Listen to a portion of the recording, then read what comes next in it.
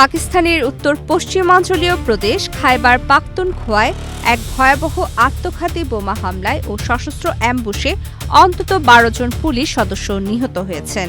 পুলিশের একটি নিরাপত্তা চৌকি লক্ষ্য করে এই নারকীয় তাণ্ডব চালায় সশস্ত্র যোদ্ধারা।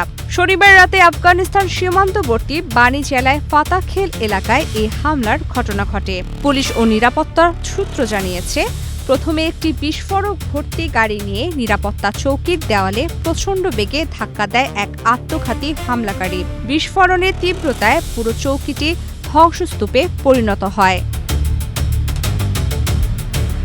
প্রাথমিক বিস্ফোরণের পরপরই সেখানে শুরু হয় অতর্কিত গুলিবর্ষণ।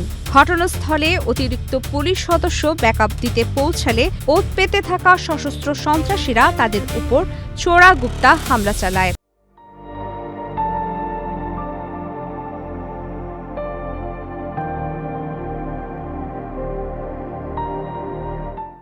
এই রক্তক্ষয়ী সংঘর্ষে ঘটনাস্থলে বেশ কয়েকজন প্রাণ হারান। পুলিশ সূত্রে জানা গেছে, হামলায় উন্নত প্রযুক্তির ড্রোন এবং অত্যাধুনিক অস্ত্র ব্যবহার করেছে সন্ত্রাসীরা। হামলার পরপরই ইত্তেহাদ উল মুজাহিদিন পাকিস্তান নামক একটি সশস্ত্র গোষ্ঠী এই ঘটনার দায় স্বীকার করেছে। তবে পাকিস্তান সরকারের দাবি, তেহরিক-ই-তালিবান পাকিস্তান এবং তাদের সহযোগী গোষ্ঠীগুলো প্রায় আফগান সীমান্ত ব্যবহার করে এই ধরনের নাশকতা চালাচ্ছে। হামলায় 2 বেসামরিক নাগরিকও আহত হয়েছেন। বিস্ফোরণের তীব্রতায় আশপাশের বাড়িঘর ও যানবাহন ক্ষতিগ্রস্ত হয়েছে। বর্তমানে বানি জেলার হাসপাতালগুলোতে জরুরি অবস্থা জারি করা হয়েছে।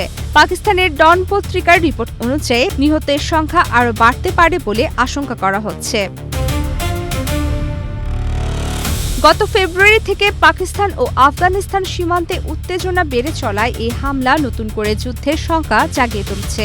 ইসলামাবাদ বারবার অভিযোগ করেছে যে আফগান তালিবানরা তাদের মাটিতে সন্ত্রাসীদের আশ্রয় দিচ্ছে, যদিও কাবুল তা অস্বীকার করে আসছে। প্রমিতি কিবরে ইসলাম, বাংলাদেশ প্রতিদিন।